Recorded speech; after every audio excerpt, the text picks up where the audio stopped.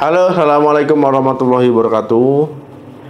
Batu ginjal ini sudah sering dibahas ya. Mungkin teman-teman sudah familiar dengan batu ginjal. Nah, gimana kalau kita ngebahas ya batu kandung kemih. Nah, jadi batu kandung kemih ini yaitu batu yang terbentuk dari endapan mineral ya di dalam kandung kemih. Nah, kalau medisnya ini disebut dengan bladder calculi. Kalau batu tadi menyumbat saluran kemih ataupun saat ingin kencing dia tersumbat ataupun menutupi ya saluran keluar, ya ini akan timbul rasa sakit ya, bahkan susah mau kencing dan juga bisa keluar darah ya ketika buang air kecil. Apa saja penyebab batu kandung kemih? Jadi batu kandung kemih ini ya terjadi ataupun disebabkan ya ketika kandung kemih itu nggak bisa mengosongkan urin dengan sempurna ya, ataupun ada sisa ya, ketika dikosongkan itu ada sisa, ketika dikosongkan itu ada sisa. Ya, ini akhirnya mineral-mineral tadi mengendap, ya mengeras, ya terbentuklah batu. Kondisi-kondisi seperti apa yang bisa mengganggu ya keluarnya urin, ataupun urin nggak bisa keluar sepenuhnya, ya nggak bisa kosong sepenuhnya. Ya, itu biasanya prostat. Ya, orang yang mengalami gangguan prostat ataupun masalah prostat, itu kan nggak bisa ya kandung kemihnya kosong, itu menjadi sebab juga. Orang yang sedang mengalami infeksi saluran kemih ataupun kencing ya, ini juga menjadi faktor risiko. Nah, orang yang sedang menggunakan kateter urin. Nah, ini kan kalau seandainya pengguna kateter urin itu kan nggak bisa kosong sepenuhnya ya di kandung kemihnya. Ini juga beresiko. Nah, kemudian orang yang memiliki riwayat batu ginjal ya, ataupun orang yang pernah operasi kandung kemih. Kandung kemih turun ya ataupun sistokel.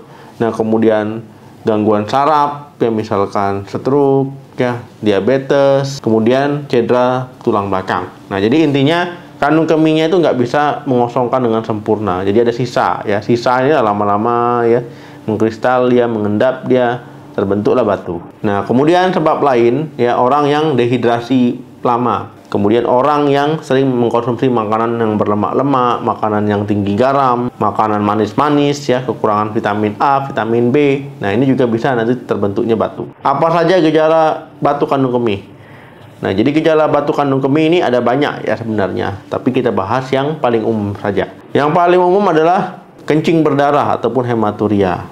Ya, sensasi terbakar ataupun nggak nyaman ya ketika buang air kecil. Urin lebih pekat ataupun lebih gelap ya, dan juga sulit ya untuk buang air kecil. Buang air kecilnya tidak lancar ataupun bisa tersendat-sendat. Kemudian pada pria saat buang air kecil itu Mr. P-nya sakit ya. Ya, ini berlaku untuk pria saja, kalau wanita enggak. Nyeri di perut bagian bawah, ini juga bisa terjadi. Nah, ada juga ya yang terkena batu kandung kemih itu tidak menimbulkan gejala. Ya, untuk mengetahui batu kandung kemih ini biasanya nanti dokter akan mendiagnosa, yaitu melalui anamnesa, pemeriksaan fisik, ya pemeriksaan penunjang, baik tes urin nanti ya, untuk melihat ya kandungan urinnya bagaimana, normal atau tidak. Kemudian bisa di USG ya. Ini bisa terlihat nanti batunya, bisa juga foto ya rongsen ya, ataupun bisa nanti CT scan misalkan ya. Nah, jadi melalui pemeriksaan penunjang. Bagaimana untuk pengobatan batu saluran kemih?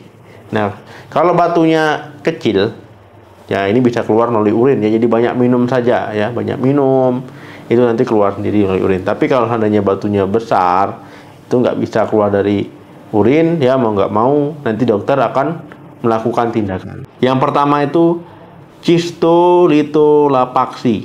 Nah, jadi ini tindakan yang pertama, ini nanti dimasukkan seperti kamera ya, dan juga seperti selang ya ke dalam ya kandung kemih ya, melalui Mr. P kalau laki-laki, kemudian melalui lubang kencing pada wanita ya. Ini nanti batunya dihancurkan ya, menjadi kecil-kecil ya. Nah, tujuannya nanti kalau udah kecil-kecil itu bisa keluar. Nah, kalau seandainya gagal, ya ini bisa dioperasi ya. Misalkan batunya keras, ya terlalu banyak, nggak bisa keluar ya. Jadi operasinya itu dibuang batunya. Tapi tergantung ya dari ukuran batu. Kalau kecil, ya minum saja, nanti harapannya larut, ya keluar dia. Nah, kemudian bagaimana pencegahannya? Nah, pencegahannya adalah hal yang paling penting supaya nggak terkena ya. Nanti sudah terkena baru mengobati, lebih baik mencegah dulu. Karena sehat itu ya murah sebenarnya, sakit itu yang mahal biayanya. Jadi yang pertama ya minum banyak air putih ya, 2 liter ataupun 8 gelas, ataupun disesuaikan dengan kegiatan hariannya ataupun lebih banyak. Yang kedua, batasi konsumsi lemak, garam, gula ya, jangan berlebihan. Yang ketiga, jangan sering menahan buang air kecil ya. Jadi kalau sudah terasa kondisi memungkinkan ya oke, langsung buang saja. Yang keempat, jika ada mengalami penyakit infeksi saluran kemih disembuhkan ya sampai tuntas. Yang mengalami masalah prostat ya dikonsultasikan ke dokter. Kemudian yang ada diabetes ya, diabetesnya harus terkontrol ya supaya nggak mempengaruhi kandung kemihnya. Oke teman-teman, jika ada tambahan silakan tulis di kolom komentar. Terima kasih yang sudah menonton video sampai habis. Jangan lupa like, share, dan komen. Sampai ketemu lagi di video saya selanjutnya. Salam sehat, sampai jumpa.